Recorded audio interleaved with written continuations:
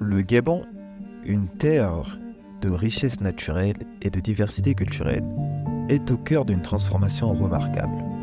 Aujourd'hui, nous explorons comment l'industrialisation durable façonne l'avenir du pays dans le secteur clé du bois. Gabon Special Economic Zone représente un tournant dans la transformation du bois, un partenariat public-privé visant à promouvoir une industrialisation durable. G16 est une zone économique spéciale. C'est un partenariat public-privé entre le Gabon et Rise IIP. Ce que G16 fait pour le Gabon, c'est de promouvoir l'industrialisation durable. Donc l'objectif, c'est de développer l'économie en transformant les matières premières du Gabon au Gabon, tout en respectant l'environnement et en promouvant les aspects sociaux, c'est-à-dire réduire les inégalités entre les sexes et augmenter le taux d'emploi. Sur l'aspect environnemental, depuis 2019, G16 mesure ses émissions de gaz à effet de serre, les fait auditer par SGS et les compense en finançant des projets de réduction d'émissions, ce qui fait que depuis 2019 et jusque-là sans interruption, la zone économique spéciale de Nkok est la première zone certifiée neutre en carbone d'Afrique. Les déchets de matières premières sur la zone industrielle, nous les recyclons, réutilisons, remployons. En d'autres termes, nous les intégrons dans une démarche d'économie circulaire. Soit en récupérant les déchets via notre usine de panneaux à particules de bois, et donc en transformant le déchet en meuble, soit alors en récupérant les déchets pour fabriquer du charbon actif, comme certaines usines le font sur la zone. Voyageons maintenant au cœur de la forêt gabonaise pour découvrir le processus minutieux de sélection du bois. La cartographie joue un rôle crucial dans la gestion durable des forêts. Elle permet de planifier l'exploitation tout en préservant l'environnement. Je fais une carte dans laquelle je mets toutes les essences qui ont été inventoriées dans l'assiette. Puis je mets les routes, les cours d'eau. À chaque étape d'activité, il y a des nouvelles cartes qui sont faites pour permettre une bonne traçabilité du bois. Avec les informations fournies par la cartographie, nous entrons maintenant dans la phase concrète de sélection et d'exploitation du bois. Notre équipe qui est composée d'un chef d'équipe et 4 pisteurs. Donc leur travail consiste à trier le bois qui a été déjà inventorié par l'équipe d'aménagement. Quand on rentre dans une poche, la poche est divisée en parcelles. La première des choses, c'est de regarder le numéro. Une fois tu es arrivé sous le pied, tu as le numéro, tu regardes sur la carte.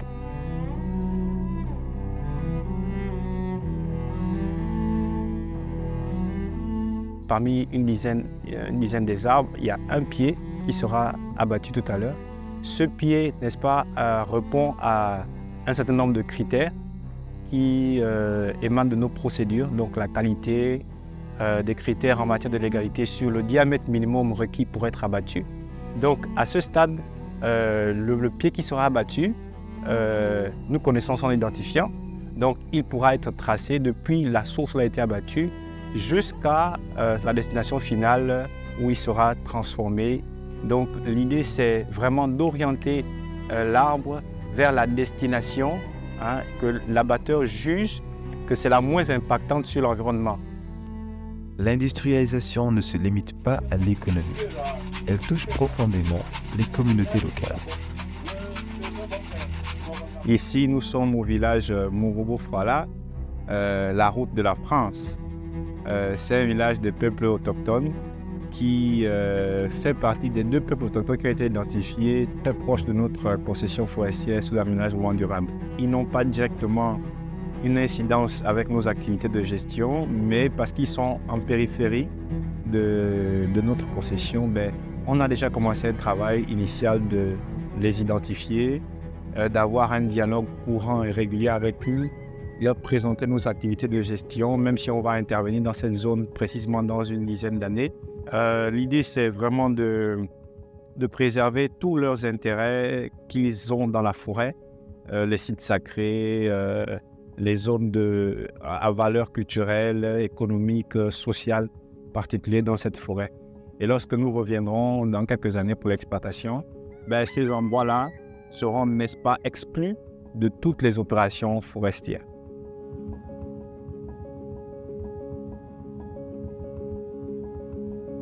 Ici, nous sommes au village Midoumo, au projet de réhabilitation de la pompe hydraulique qui a été choisi par les communautés vu les difficultés qu'ils rencontraient en eau potable.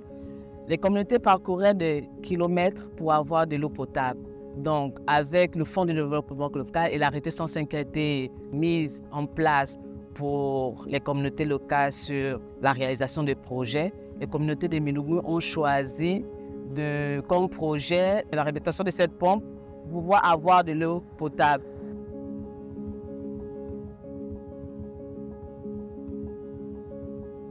J'ai été formée par GAW pour l'apiculture du miel.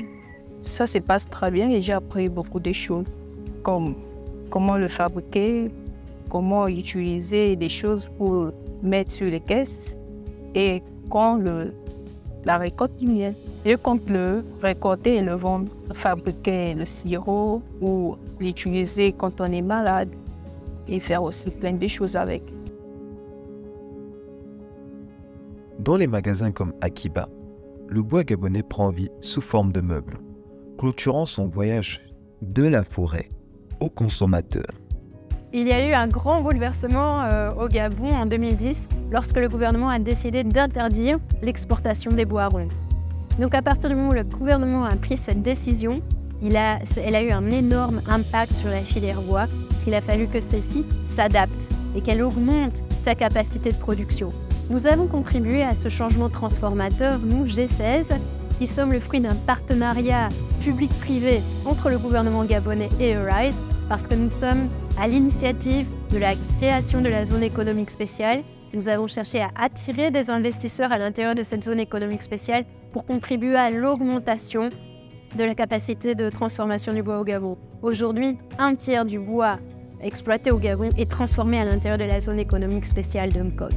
G16 est véritablement engagé dans une politique genre. Nous avons initié avec la coopération britannique, CILICI, un programme que nous avons appelé COMEL, qui touchait environ 50 femmes. Elles ont toutes réussi à obtenir leur permis G. Le permis G est au Gabon, le permis qui autorise un opérateur à travailler sur des engins lourds comme des bulldozers ou des chargeuses. Le Gabon et G16 tracent une voie vers un avenir où l'industrialisation, la communauté et l'environnement coexistent en harmonie. Un modèle pour tout le monde ancré dans la durabilité.